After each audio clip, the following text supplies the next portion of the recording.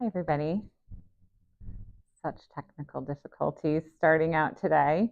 I think the mic is working. I think the camera's working. Hit me in the chat if you can see and hear me, if you could. And I'm going to just show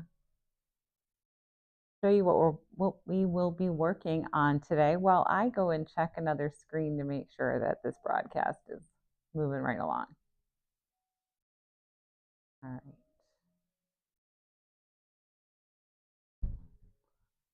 All right, we're going to get this painting centered back up. As I said, a little bit of technical difficulties starting out here today. And that is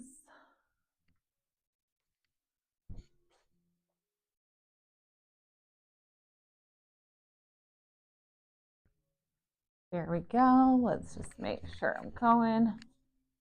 Thank you so much for bearing with me. I know there was a couple people waiting. Thanks for coming.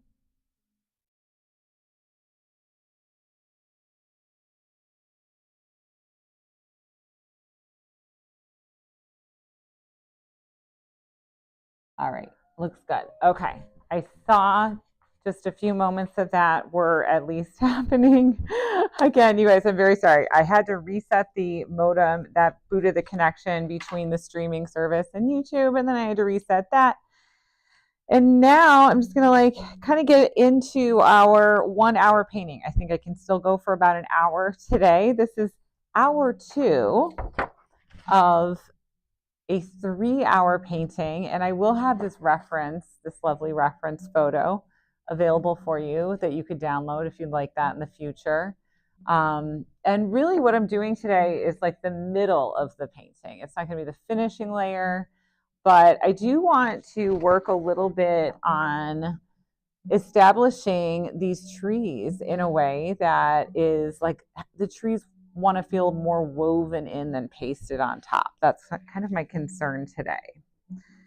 And so starting out, my little terp jar out, and I've got my kind of a smaller brush that it's nylon. It's got a bit more of a shapeable point. And I'm just going to start, as I almost always do, with like a dark drawing mixture. And I want to make this color something that I'm going to work into the trees with.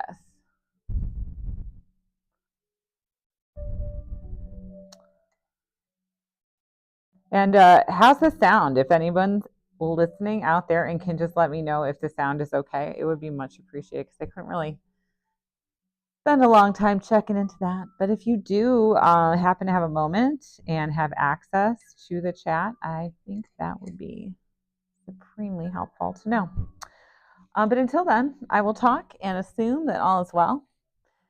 And I'm looking at this reference and I'm like, wow, what have I bitten off here? This is going to be a lot. But let's just look for the easiest on-ramp. This is one of the things that I often say to students, and I kind of want to do the same. So I want to start where I'm not going to do much damage, where it's going to look not terribly drastically different. I want to see what the consistency of my paint is going to do. I want to see if my brush has the right color on it. And I don't want to just like make a really finite mark in this area. I'll leave myself a little bit of room. Thank you so much. Thank you so much for that comment in the chat. It was took a moment today. It really took a moment, but we got here. All right. It always seems like Wednesday at 2 o'clock is when my internet decides to flutter and, fall to the ground and kick its legs up in the air and die. But here we are. It's all working out. So the idea of weaving these trees in, and then the other idea that I kind of have touched on is consistency of the paint. And right now I am working in a very, very thin, very dry, like I can paint right over this. There's not much to this. There's not much body to this paint. I think that's really key if I want to continue working on this for a while. And if I want to have some hope for that weaving process. And so there's so many little marks and things and, you know, interruptions in the sky plane. I have to start planting those now. You know, there has to be some kind of pattern and like some kind of light interruption in that pattern of sky and just these like pristine little kind of sky holes that we're seeing these colors through. So my plan today is it's going to be to reestablish these trees, and some of them are just empty space marks that I have like just a little bit of blank canvas, like a placeholder. Kind of see these little marks, and maybe I didn't make them terribly intentionally, but I'm going to use them as the branches. And so I'm just kind of going through and like finding whatever little marks kind of speak to me. And I'm going to try to lighten this color and warm it up. I can always go a little darker, I want more red in the color. And then I'll come over this later with like the cooler tones. So I kind of started here. I thought that color was probably dark and a little cooler than I should be using. So I started in the darkest, coolest tree just to make sure. That's what I mean about like not doing any damage, you know? I was like, I don't know about this color. Let's start here where nobody's going to see it. And it won't do anything terribly upsetting. And I think I was successful in avoiding a terrible upset with that color. Okay, so these trees really recede and they don't look terribly different in the reference, but I want them to be much more spatially differentiated than I see them here in this photograph.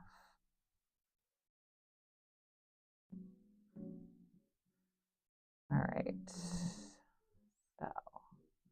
So that means I'm just going to try to hide the, you know, color like more in the color of the sky.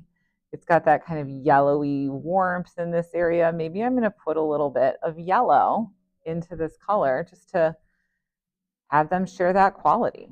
I bet you they will look much closer together in space because when colors share the quality of hue or value or even both, they're going to spatially kind of organize together. So for example, if I'm going to go into this blue area up here, I might want to just cool down this color so that there's less contrast. It's the contrast that really creates depth. And more than anything, it's value contrast. Mm-hmm. Oh, interesting. No, I'm mixing paint right-handed, Gary. Thank you for pointing that out. I did rearrange and have to like kind of do all the, I don't know how this is looking. I'll have to look at that. I did a lot of reconfiguring on the program, so I'm sure I have somehow flipped something. But yeah, right hand. Oh yeah, look at that. That's interesting. Huh. Okay. Well, that'll be tomorrow's project to figure out what exactly happened with that. All right. And I love the warmth in this color too, in this whole like middle area. I feel like that is just feeling like really orangey light kind of wrapping around the trees. So I do want to keep those maybe a little more intense reddish orangey. And this is all still no white paint, no medium. If anything, there's a little bit of terp, but I'm using a ton of pressure on the brush and I'm just spreading it out very thinly. Oh, I hope this, I'm hearing my music skipping and hopefully that does not mean I'm going to have any internet connection issues, but just let me know if it starts skipping and I'll just put a pause in it for today. I know when to call it quits. Let's put another tree here now. I really feel like it needs another layer of trees that maybe wasn't woven into that first layer, thereby creating a little more variation. And the surface is so nice to paint on. Everything's kind of It's dry. I haven't re-oiled anything because I'm not missing any information in my darks. And I don't know if this is, okay, you guys tell me what you think. If this view of the painting, I should move this little logo. Hold on.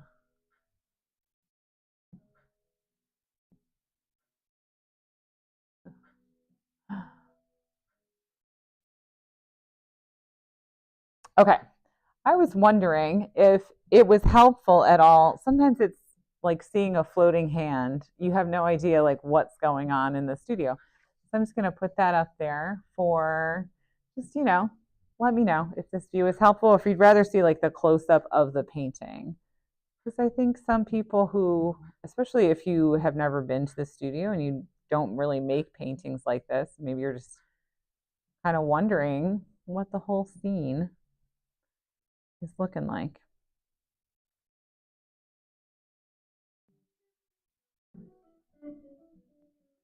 So a more cool and blue color, I'm going to use that to kind of go in here and break up these blue areas of the painting. And again, it's really dry, very like thin paint. It's let's see.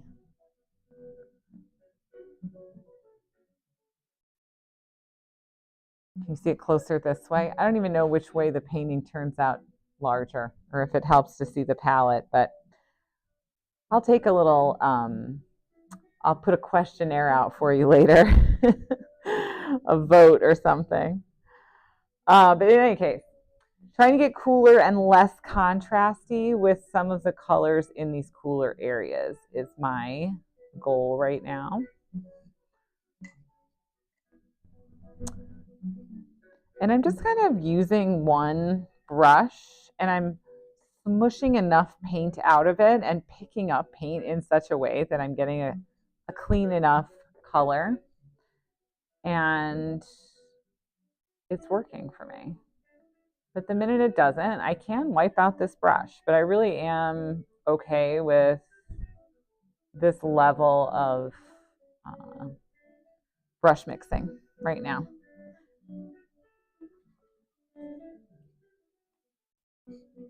Hey there, Susan. All right, so let's see.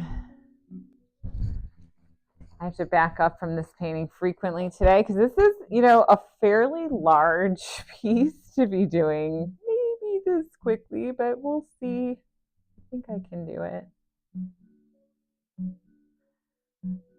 But yeah, backing up from your painting is really key. And I have kind of been walking by this, and that's something people like to do. Do you guys have any little practices that you use to see your artwork each week? A lot of people put it as their phone screensaver, or they put it up in a place where they can kind of walk by it and see it. And this piece has been up on the easel at the studio since last week. And I haven't had much time to paint anything else, but I have had some time to look at this painting and at least think about the plan and think about kind of what I was trying to maybe get out of this piece and this image. Like, I think all of those things are important parts of the painting process. Just many times I've, looking back, maybe felt too much pressure to like always be finishing this painting and get the painting done and like let's finish it up and got to move forward to the next painting, etc. And there is something to be said for forward progress for sure, but there's also, it's okay to like have just, I don't know, some of your work be more contemplative instead of doing all the time.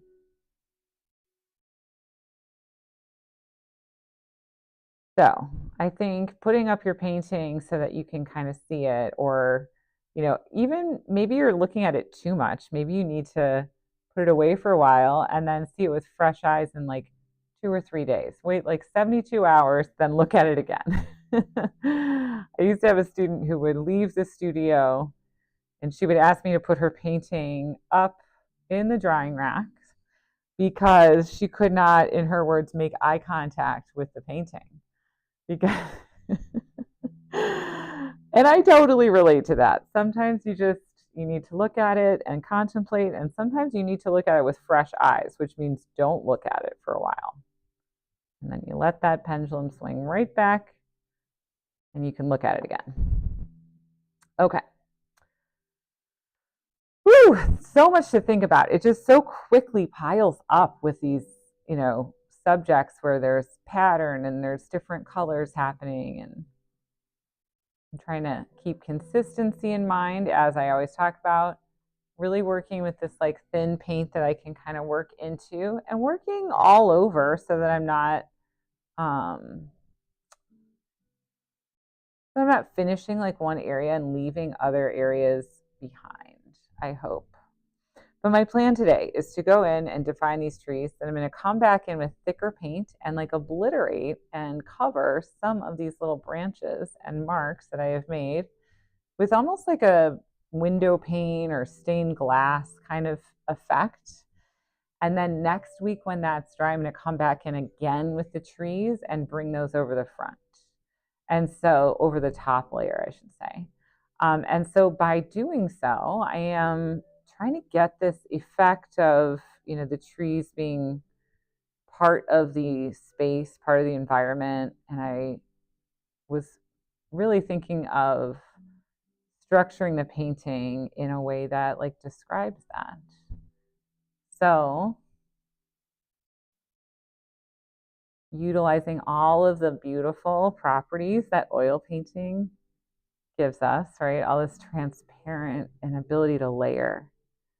And that is something, I think I studied at such a alla prima focused school that it was like, 12 months in before I realized you can like really do anything with layering. But, at that time, I don't think I realized quite the potential of it. So I think planning these out, it's a lot more akin to like a watercolor. Sometimes you can really plan on like what you're leaving show through your next layers. I guess that's one way to look at it.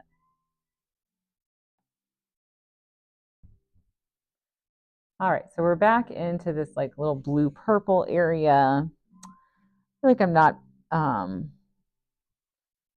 using enough color variations. I just want to grab a quick palette knife and oh look, it's the largest palette knife I own. And that's just the one that was handy. So we're going to use it. And maybe it is like kind of a signal that I need to pick up the pace. I'm sorry about the camera shaking. But yeah, I need to pick up this pace a little bit, thinking about the fact that this is just hour number 2. I'm going to move this out one little bit. Hour number 2 of a 3-hour painting, and I'm about 20 minutes in. So, thinking about the pace, that's a very specific pace. And we don't often need to think in terms of like this painting is going to take,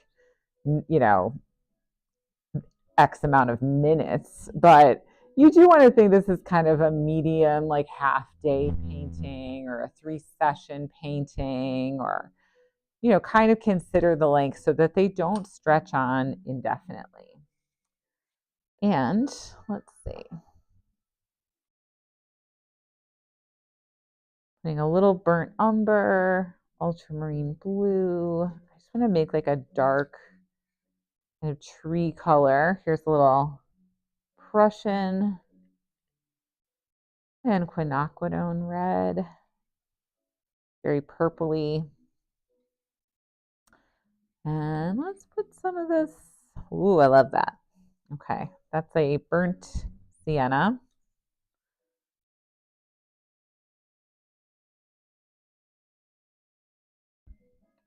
All right, let's see how we do. Now, play around with the colors. There's no right or wrong, but they do tend to work a lot better if you think of them as sharing an element. So, your colors aren't going to be pure and out of the tube. sharing an element might be a complementary hue that you're using in the tree color and in the sky color and in the color of the leaves. And now I've introduced just like a little bit of white paint. So I'm really kind of going for a few more opaque areas, but the paint is still very, very dry.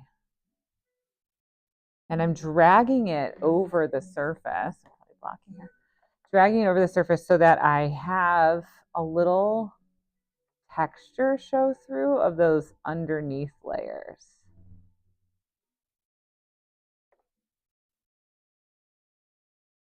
And I'm kind of just thinking about like, and this will work until it doesn't, but just lines and looking at like where the marks already exist, where can I emphasize them, what seems like a nice distance, spacing, emphasis, just kind of going on instinct. And it's very fun. And I'm sure, you know, if you've painted, you might find yourself very focused on like the photograph and like getting it right. And that is something that it's such a balance. It's such a hard balance to like be able to look at the photograph, take information, be inspired by the photograph, maybe even get some accuracy with the subject, but not be absolutely locked into it has to look exactly this way. So, you know, keeping it open and interpretive, I guess.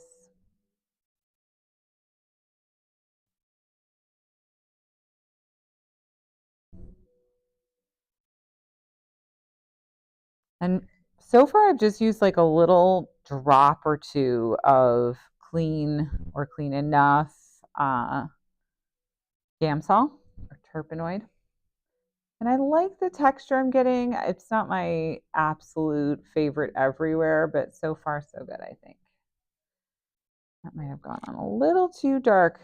My plan was to use some lighter colors to let these trees recede.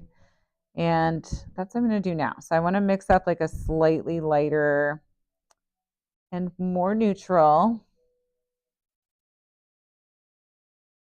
a grayish, warm color. And let's see if, ooh, that looks so dark on the canvas though. All right, we will get that to look a little bit lighter.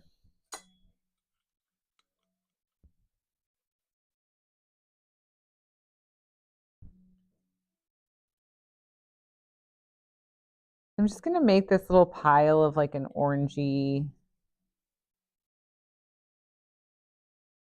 lighter color.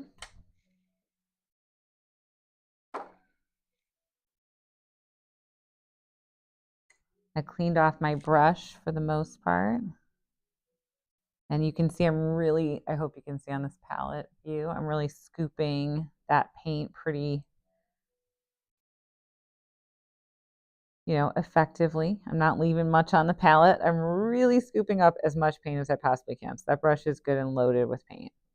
And now I am mixing it in with this like darker, warmer color. I'll loosen the paint up just a little, still with just terp right now. And I don't recommend this that much. Like we can't do so much with terp and drawing right now. I'm using it in the most sparing way I can. Wow, that still shows up so dark. So much cooler. Let's keep making it lighter and warmer, and I think it'll be better.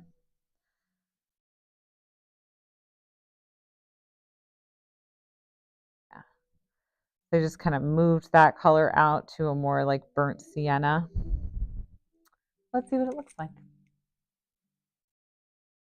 Much better.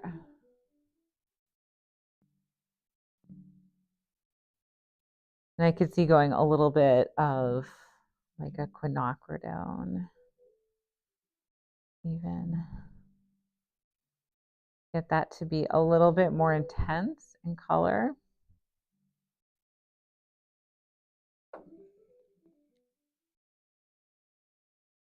And closer to like where it's going. So it is that like edited version of the color that I was talking about. And I think that really recedes. That works. that's amazing. Let's do that. I mean, who knows? For a second, it's working. All you painters know what I mean. That's kind of like why you paint. It's like you just have those moments of like, oh my gosh, that's actually happening. Even I think, if you've only done like one uh, guided project, like people here at the studio come in and do one thing, it's really fun to see them discover that, putting these little um, colors, values, little marks on a paper can result in such, pretty fun description of your subject matter.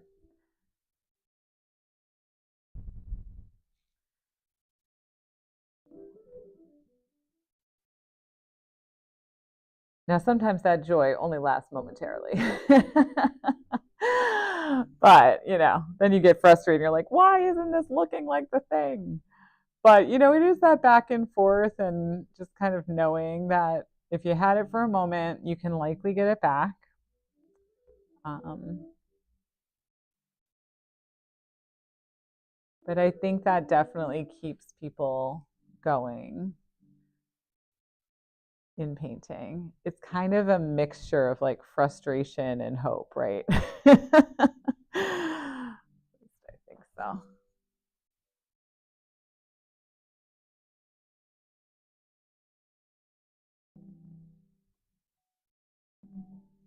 I'm just trying to make all these little delicate marks in here. And I think my color is again too dark. Oh my gosh. Every time I turn around, I think that color is darker than it needs to be. So we will just keep going lighter.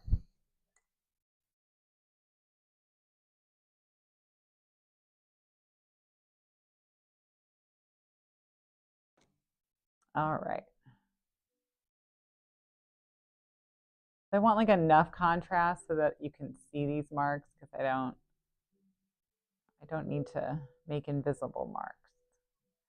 I need them to be seen, but just the right amount. That's the key. Remember, texture is something that we can only see with contrast. Contrast can be many things. It can be value, color, it can be texture, mark. It can be many things. It can be like the size of the mark, the placement of the mark, the pattern breaking up. That can all create like a sense of texture.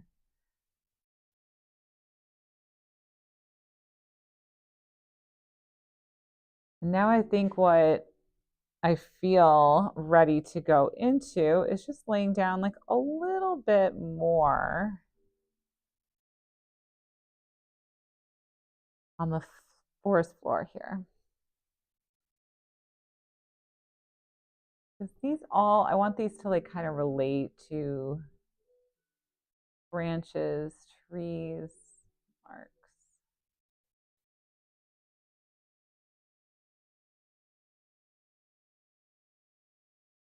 I love that orangey color. And right next to that blue, it is such a great value combination too.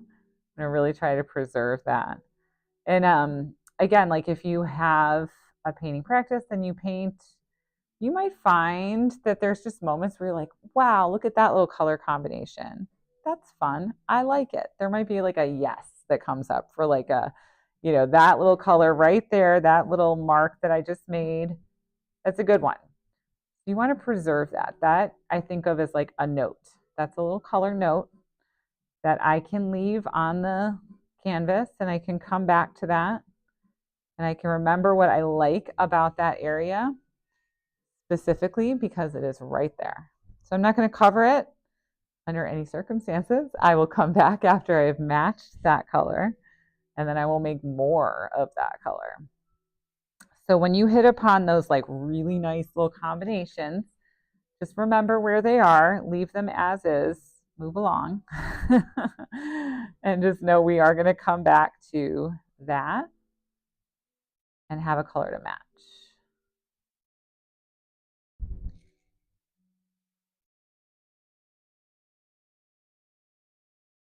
I'm just kind of also thinking about that color as like the edge of the light source effect. So this light source effect is coming in here and creating all of this like warm orangey color, and that's kind of contrasting against this violety purple color. And that is more or less what's happening in this painting, combined with a lot of complexity in terms of like marks and textures. But it's really that sort of, in an abstract sense, it's that middle section of color that has like such a strong description of like the light turning from, you know, orange to purple. And so I'm trying to kind of work around this area and build this up in such a way that all of this relates. There's a little bit of this color up here, and there's some down here. All right. And that's pretty good for the oranges. And maybe what I want to do next is with a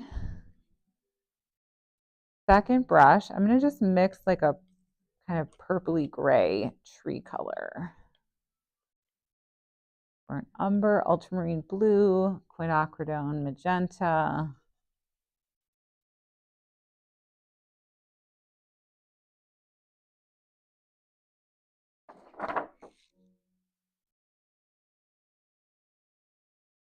Pretty good.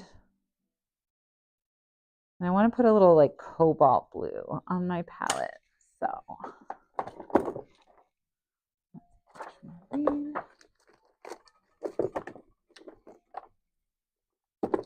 go.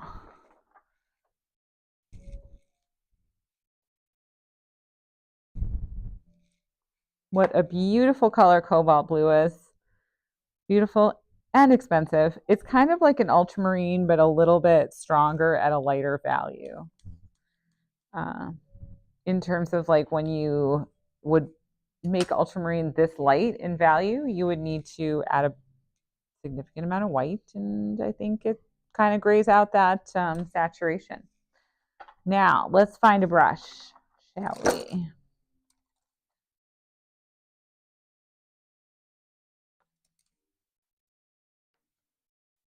Okay, here we go.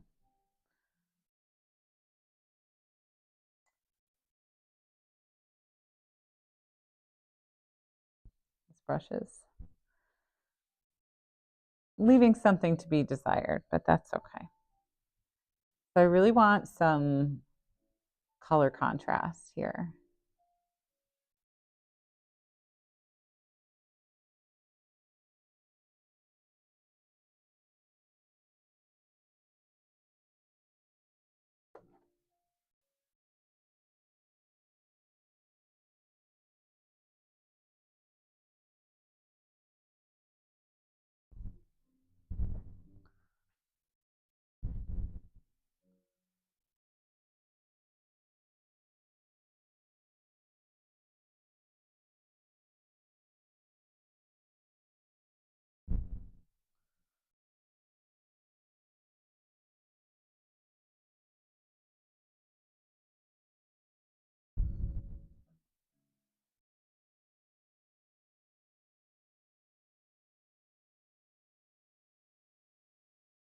All right, and I probably will need a brush that doesn't actually spread out to be about, you know, twice its natural size to get into these trees. So this brush is proving to be, I thought it was like not ideal, but it's actually much worse than not ideal. I feel like this was its last run, and we should all wish this brush a fond farewell. Goodbye, brush. Let's find something else, something a little bit less terrible.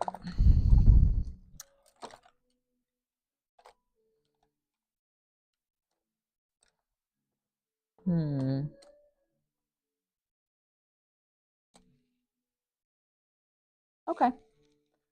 Satisfied with this one. Ah, yes. much better, much better.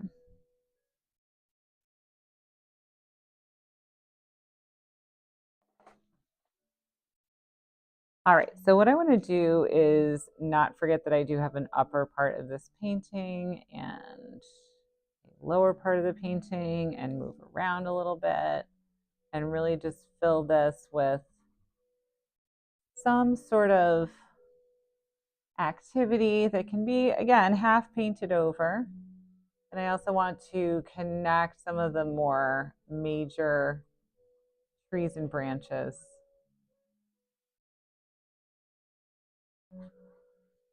Okay.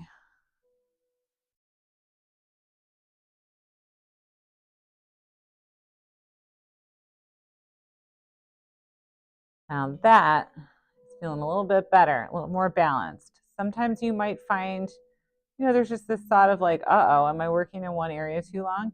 If you ever think that, the answer is absolutely yes. Yes, yes, yes, yes, yes. Keep moving. So I started to think that, and then I remembered. Absolutely. Got to keep moving around, especially with something like this. And it can very much trick you because it's such a multi-faceted situation that you have going here. You have like juggling, you have a lot of balls in the air. There's things happening you have to keep control of in so many ways. Like I had this teacher who would say that painting is like thinking on all 8 cylinders. I don't know what drawing was. It was like 2 cylinders or something. But I get the point. You're thinking about color, consistency, value, how much paint you have left. So much happening that drawing doesn't really require of you.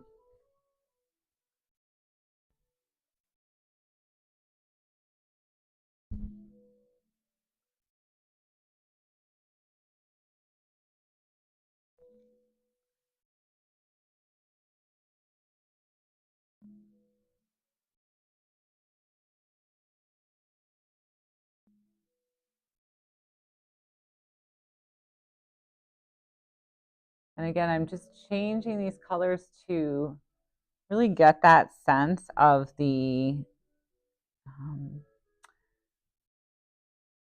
receding quality of all these tree branches. And they're just so complex and so, never ending. You could, if you were accurately representing this, instead of just trying to get the feel, I think you would be here until the dawn of time. It would just be forever. There's no way. So you just have to kind of go with the feel of it, in my opinion. And the strategy of putting together some layers that you can utilize to create these textures. Now, I do plan on going a little too far today.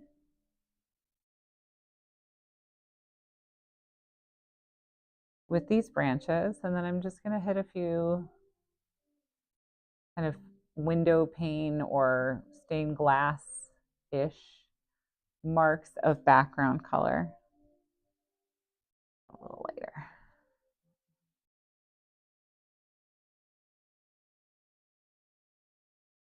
And it's like I have to reiterate the plan as much for myself as for you. It is so easy to get, kind of swept away and like start painting something too localized, and you want to stay general as often as, or as long as you possibly can.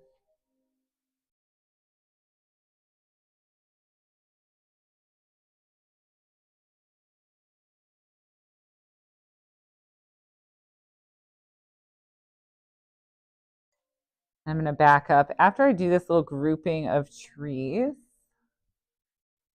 right in here. And I want to think a little bit more specifically about like compositional, like where are the darks? This is such an interesting area in the reference. And if you do download this reference when I put it up, check it out. It's kind of cool.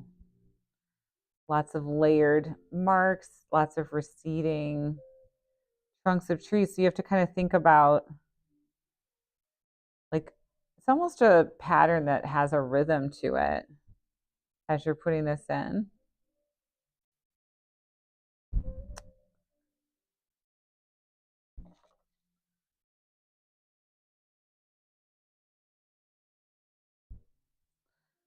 And get this like beautiful kind of purpley pink color back here. And, I haven't forgotten about my lovely little color note there that I really like. And I also need to start establishing the sun. The sun is a key player that I have left out entirely because I'm just not really ready. Not ready to put that in yet. I will wait until I am. I just need a little more solid feeling form in this middle section. Although I think it's like kind of taking shape enough to still be on track. Like I said, just kind of envisioning how long you want to take for a painting can inform a lot of the decisions that you make. So if you have like a window of time and you want to make this piece in kind of more of the feel of a study or the feel of a much more finished long-term studio piece, those are two very different pieces. So you want to envision in your mind, what that final piece needs to look like, how much time that might take you.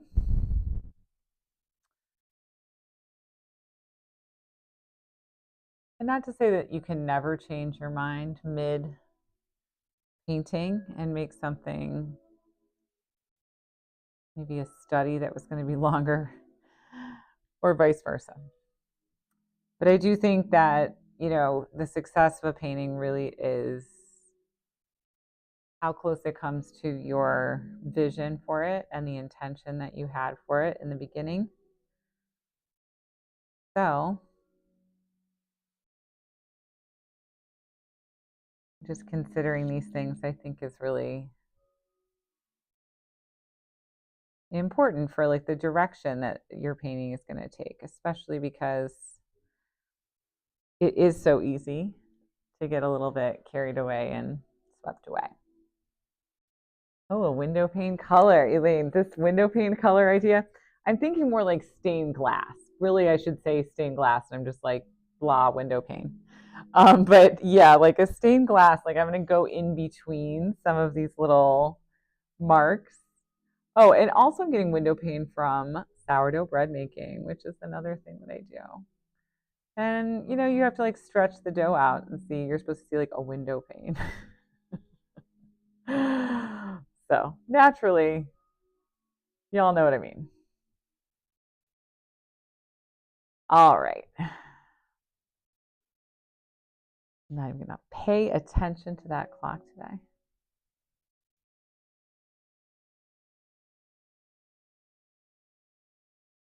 I do need some of these trees to be a bit more connected.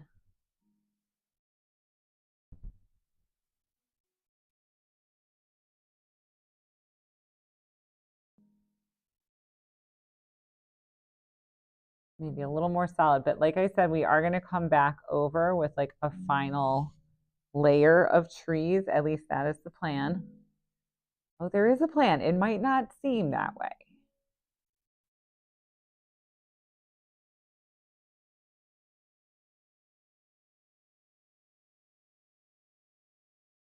Now, whose tree is that? Let's see. You get to a point where you're like, oh, wait, hold on. Is that tree just floating in midair?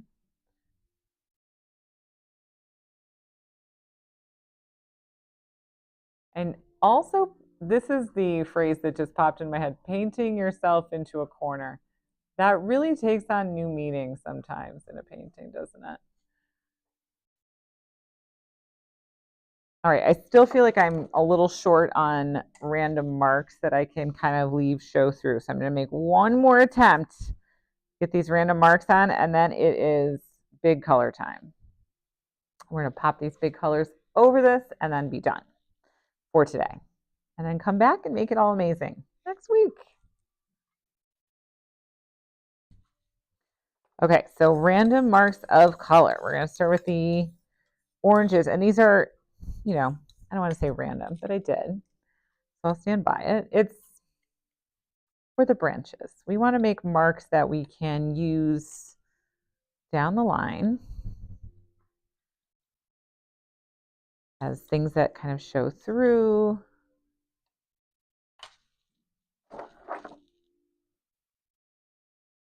And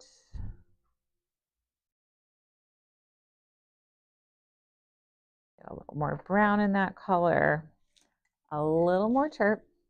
And then we're just going to kind of like, well, first I should make sure that we like this color. Do we like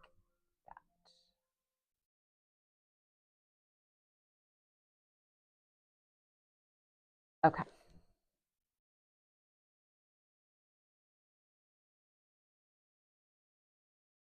Almost like handwriting, you know, I'm just like scribbling on some marks. These are very, very thin. This paint has a little terp, so it can just kind of, you know, just dance over the top of the surface, not do anything too major. We're not really soaking the canvas. It's just a little light paint mark. Change it up with a little blue. Let's grab a few more areas that are solid.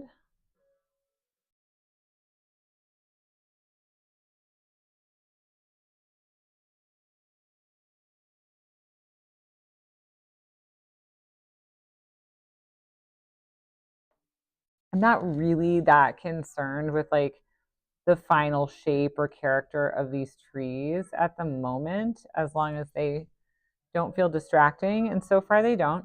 And kind of the reason is because I do have more opportunities to like kind of nail down those final shapes. And I'm thinking like a little bit of the reference, maybe too much, but I do feel like having this balance of almost like a little vignette. I kind of want to keep these edges at the top. And it's happening more on the left side of the reference, but I'm going to bring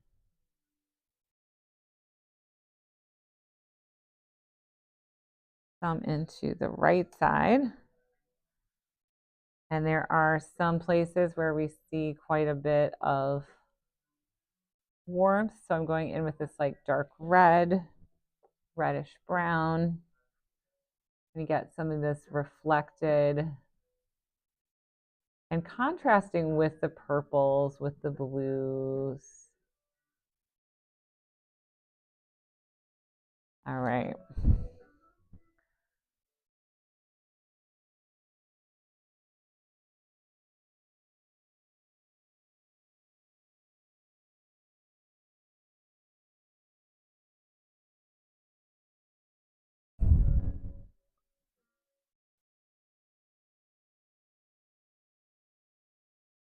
And I'm sort of just re-emphasizing this like little shape that kind of runs through here. I realize I have not even given any paint at all to these areas down here, but it's okay because I really think that the majority of the interest is in the middle of the piece. And I think we can pretty quickly get those up to speed.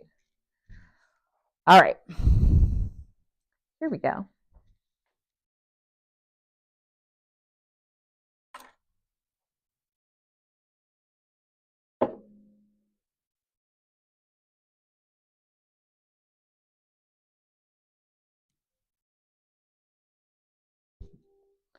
Let's start. Lots of water. That's white paint. I can tell you what that is because I know. It is going to be the start of the kind of, what is that, like a lavender color in the sky.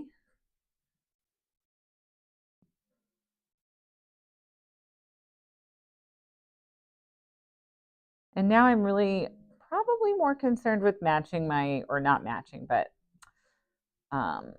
I will say considering or referencing my painting colors. So I am going to hold it up to my painting either more or at least as often as my reference, because I like the colors in the background and I kind of want to maintain those. So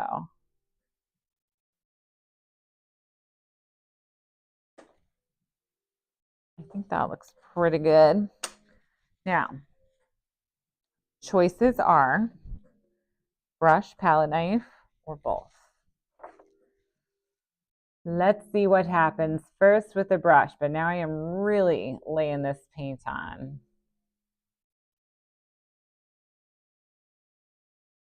It's a wee bit dark.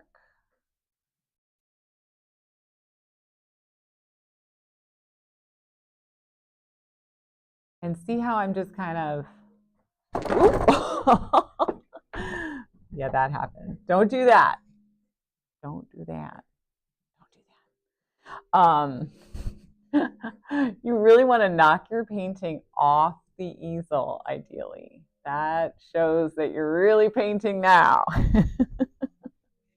All right, so I am smushing this brush with a lot of paint. There's no medium. It's pretty thick, painty. I'm just like dragging it through here, creating some interest, some little flow of this color through this, and still leaving room. So I'm not painting like every solid little spot. I'm kind of leaving some of those little marks show through. I hope that it's kind of visible on the screen, but I do like how some of the little soft marks are, you know, appearing next to the earlier marks that I made next to this like really heavily applied paint. And I'm just trying to put purple anywhere it will fit without creating a ton of value contrast with the color underneath. So I don't want to change the value pattern that much. I know it looks a little dark. I know that. Let's go a little lighter. And a little bit more teal, more cobalt. Okay. Changing up that color again, not using oil, just scooping that paint as much as humanly possible. And I'm really kind of leaning into like the texture and the brush marks. So I don't want to hide those too much. I want to emphasize them and make sure that they look intentional in some way. Oh, what's this green color? I'm stealing it. And sometimes things like that are borderline looking intentional, you know, just push them a little farther.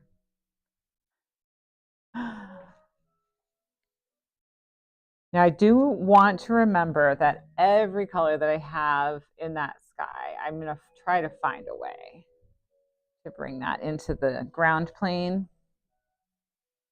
Goodness sake, let's bring that into the ground plane.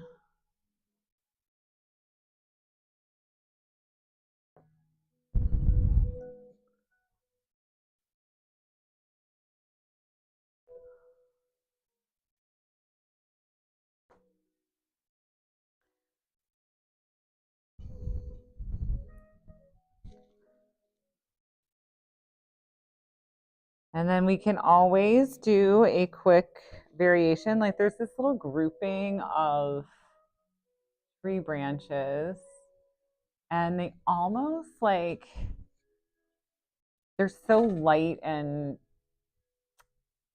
everything's so broken up, they almost blend in with the sky in the photograph. So I just had this idea that I could throw on a little scumble of like a really heavy paint and maybe get a bit of that as an effect.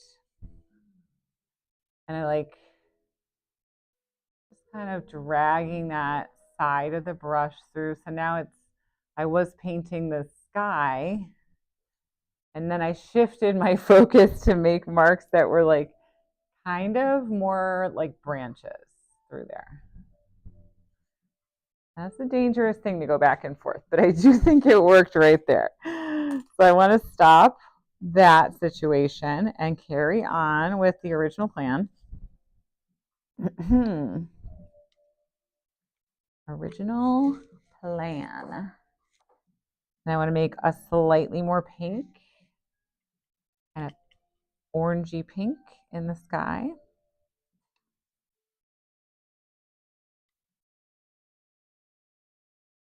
Like so. And then we're going to do another whole brush. Smaller. It's like a stiff bristle brush. You can see I'm like ridiculous. It's so like so much paint is on this brush. I have scraped up the entire thing. Just paint, no medium. Every little bit I mixed is on this brush. So it's just like a big butter knife full of paint basically. And you're just gonna kind of smush that relatively dry paint right over the surface. And that is why we're so careful about that thinner consistency, not being too oily earlier. We didn't want that to have a really slick surface that you can't paint into. And it's so fun once you plan out the use of, the properties of whatever material it is. It really could be anything. But in this case, it's oil paint. And using those properties from like kind of like a thin to thick. And I'm not even opposed to leaving some of that first layer underpainting through, showing through. Kind of okay with that. Yeah, it's much darker on the canvas. No, I think, yeah, on the palette, it does look really light. And I am going to come back over with some like lightening marks to lighten this whole thing up a little bit. But I was thinking that it might be kind of nice to have all that contrast when I get into the yellows and oranges, which I'm about to do.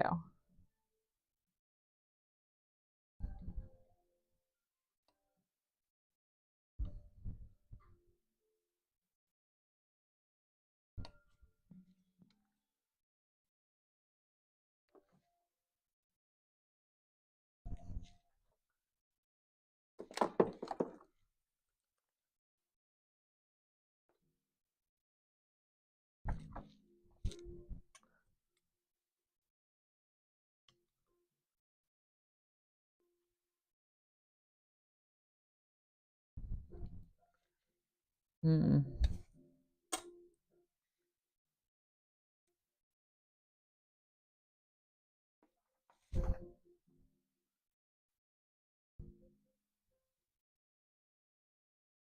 So I just wanted to, I don't know, I'm going to put this on like palette cam, just this little brush that's loaded with yellow paint.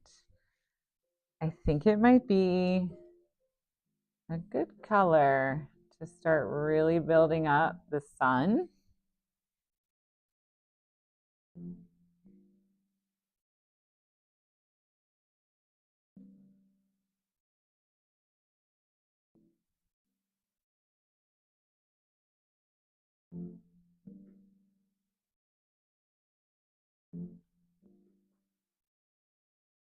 Wow.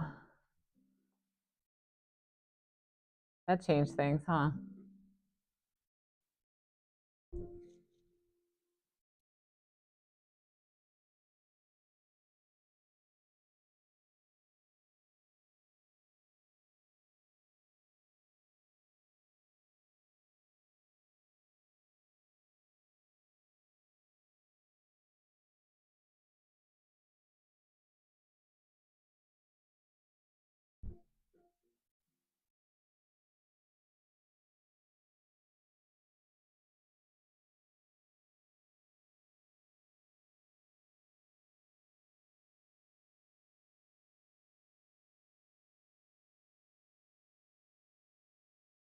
And I'm taking this maybe a little farther than, yeah, I just want it to spread out a little bit, kind of emphasize this tree line through here.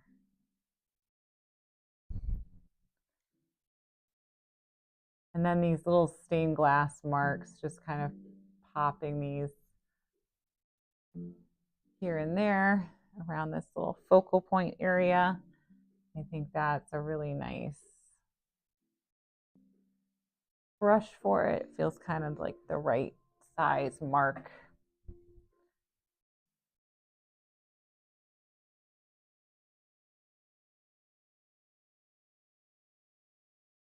And so there, I just put a mark that like cut into the shape of the tree that I had painted earlier.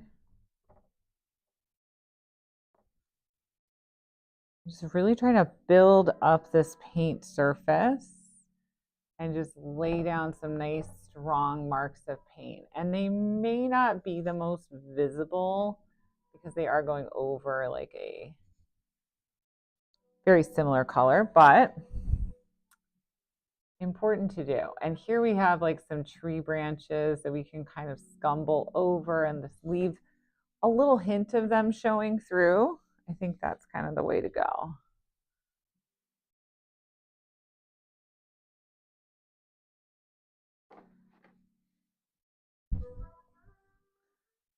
All right, now we're gonna do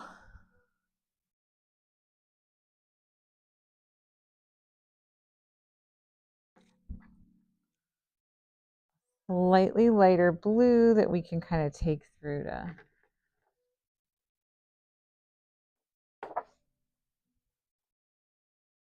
transition this a little bit lighter.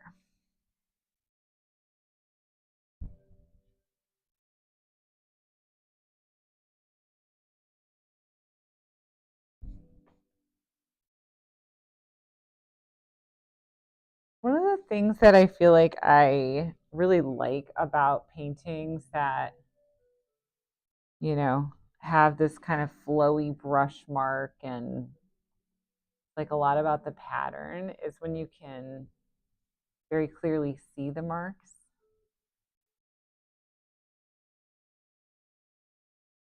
And to see these marks and see this texture, I want to make sure I have some nice contrast. And I do tend to start everything like a little darker so that I can build to a lighter color.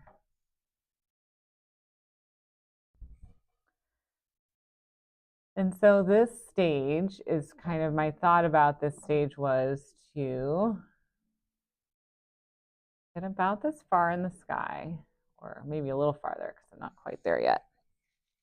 Oh, and I'm at about an hour. Sadly, I started late, and even that is not making this speed up. But you know what? I'm just gonna keep going for a couple minutes. But as I was saying, yeah, there's like a level of contrast that's kind of nice to build up where we can see these marks painting dark to light and eventually sort of, you know, layering over those darker marks. But leaving some underneath so that those almost act like a little anchor.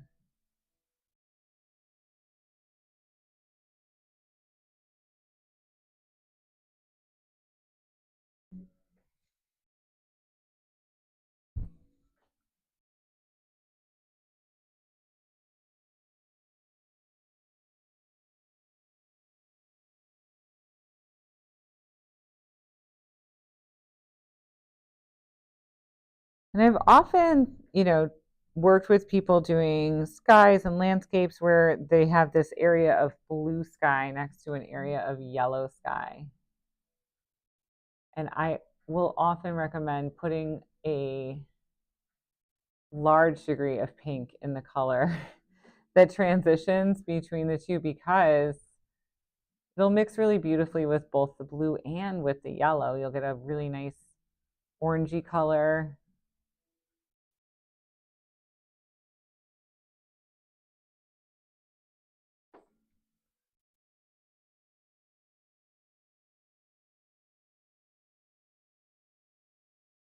And with the blue, it's kind of a more purpley color, but that pink really does do a nice job of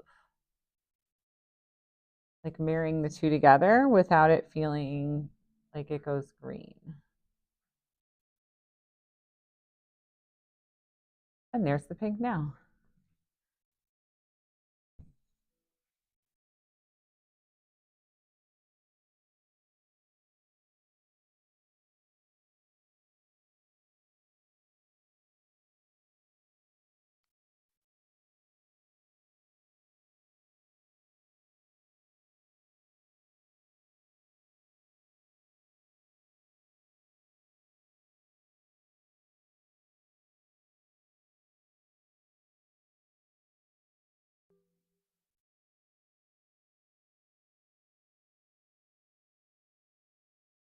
All right, and then because we have this sky color, we're definitely going to be able to pick some of these colors up in the ground plane. So I can't really think of, a hard, fast rule in oil painting. There aren't any. There aren't any hard, fast rules in landscape painting either, I don't think. But a general, principle is that if you're going to see a color in the sky, it's probably going to be reflected in the ground.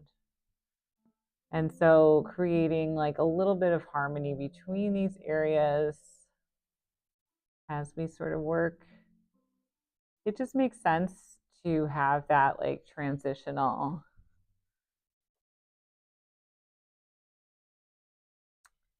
color, that pink color kind of be everywhere.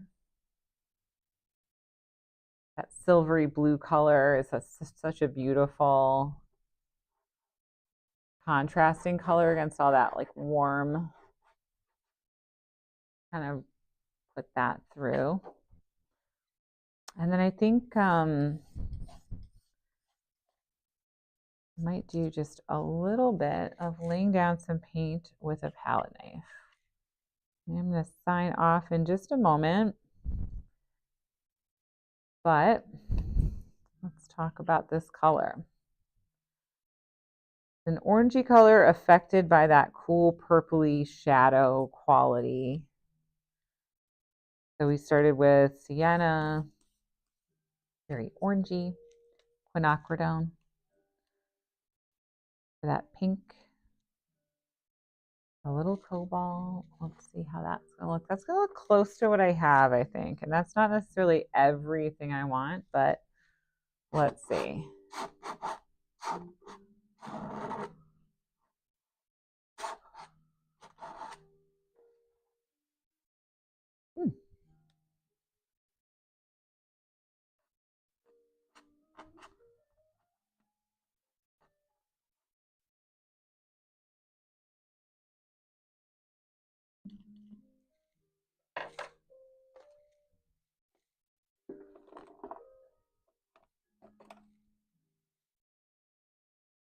A little quinacridone.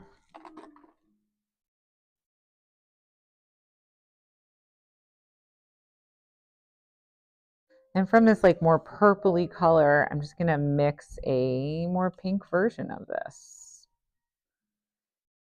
So as you work on your palette, like transitioning one color to the other, not only does it save you time and effort, all your colors really work a lot better together.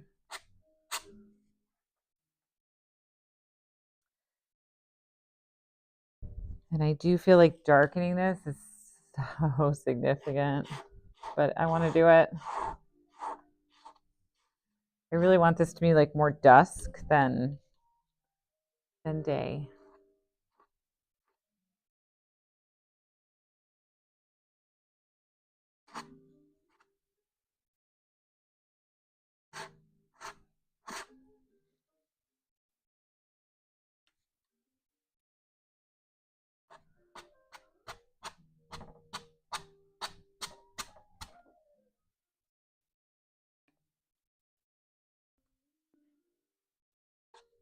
Kind of cutting back across it with some purples.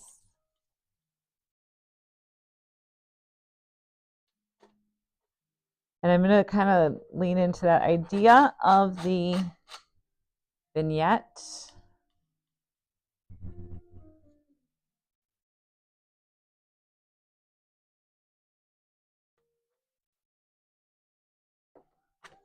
So darker corners. Kind of focusing you to that center point, I think, is the better way to go.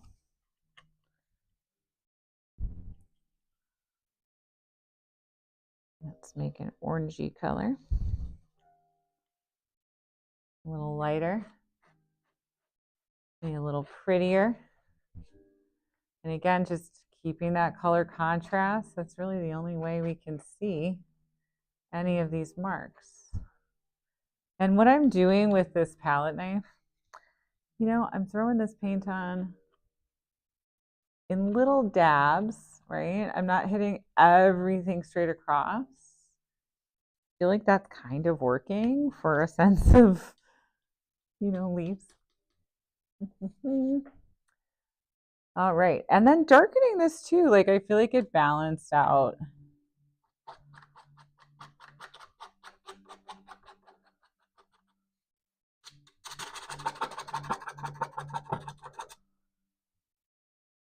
Huh.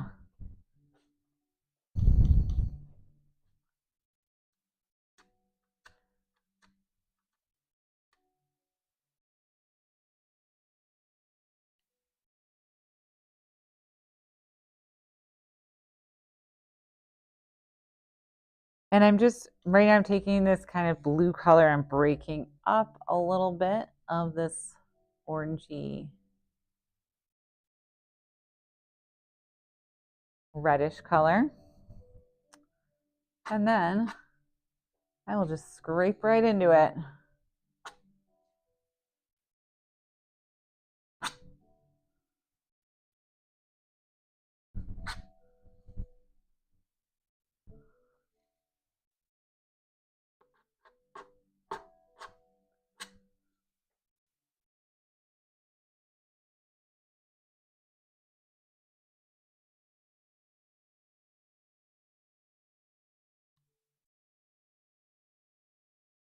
I've added some cobalt blue, and I'm going to try to make this color like a little more violet, a little more palatable, a little less dark and kind of not so purple. Let's make it a little more saturated, a little lighter. And then I have really got to go. It was fun though. Just do this all day. Okay.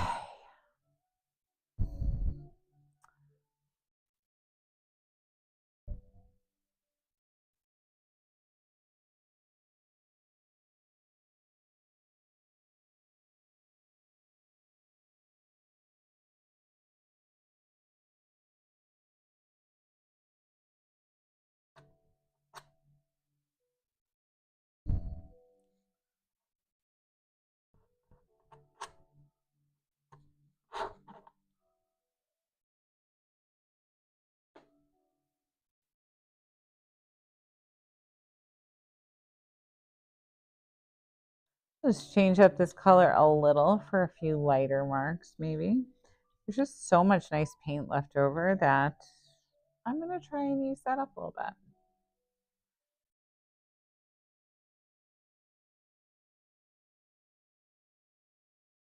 And I think, you know, as I put these on, I kind of step back, and I really want these to read in the right value range. Feeling like a kind of sun setting, a little dim lighting, and I want the marks to sort of be layered and could be leafy. We can also think quite a bit about, you know, each color has its own sort of pathway through this composition. So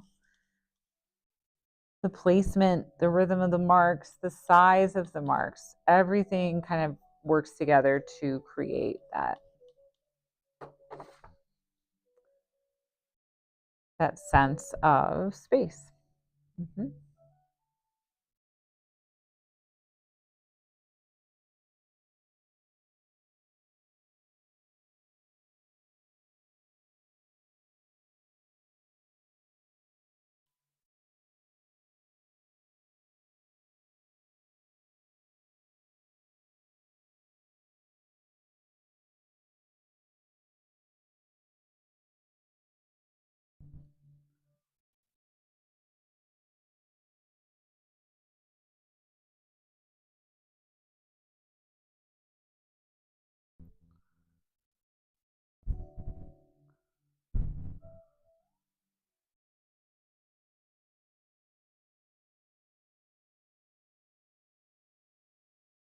Okay, so that is pretty much where I'm going to leave it today, I think. And hopefully next week when I get started, I will not run into any technical difficulties again. But thank you guys so much for joining me. Thanks for the comments so that I knew everything was working and running and the questions. And come back next time and we'll see if I can finish this up successfully. And in between, if you have any questions, suggestions, or anything you'd like to see done as a demo